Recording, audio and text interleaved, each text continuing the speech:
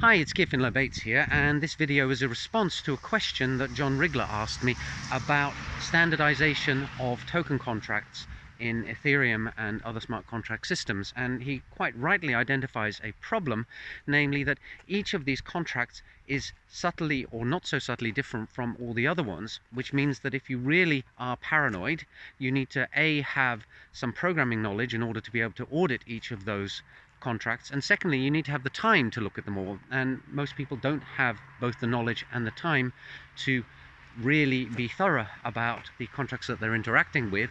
And so a lot of this stuff is done on trust, and given the sums of money that can be involved in token transfers, this is not a good state of affairs.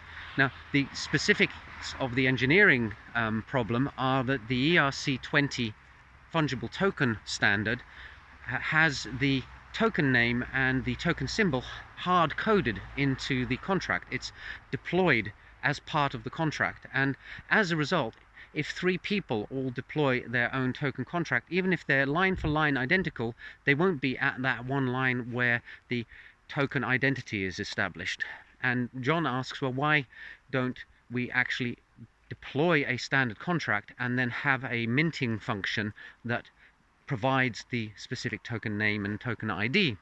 That would mean that the contract as it sits on the blockchain would be identical from deployer to deployer, and it would mean that you'd only need to check one of those contracts and you'd know that all the other ones are the same. Now, this is a perennial problem in computing, the one of standards and implementation, and the problem that Ethereum has is that it's still young. It reminds me a bit of programming in the 80s. I was hired for my first paid programming job to write a database for Shell Metals or Billiton back in the 80s, and now of course the idea of getting a teenager to write a database to keep track of chemicals in a lab, as was the case back then, seems ludicrous. There are plenty of free open source databases out there. You don't roll your own. But we're still in that early stage with Ethereum where it's all kind of starting to take shape. And actually, if you go and look at the ERC 1155 standard, John, you'll see that your problem is addressed there. Probably not in the way that you would like it if you're an on-chain maximalist, but the ERC 1155 standard doesn't specify the name of the token in the actual contract as deployed. It's a standard contract, and then you provide URIs for metadata that actually describe all these things. The downside of that is that now the token name is no longer on the chain, it's on a file that's sitting on the IPFS or on a web server somewhere, and that of course has its own problems with it. Plus, they removed the token symbol for some reason, and token symbols have problems. There's a lot of collisions in the space, but people have come to expect that a token will have a 3 or 4 or 5 letter symbol associated with it. So I'm not entirely sure why they made that decision, because they're going against the sort of established method of doing things. But back to those ERC20 tokens, and ERC71 tokens have a similar problem. Indeed, the contracts will all hash to different values because of those few differences, even if ultimately they're all the same. And there is a bigger problem, which is that developers all like to put their own little bits of functionality in there. Sometimes those bits of functionality are valuable. They might be, for example, having some kind of royalty attached with transferring a token.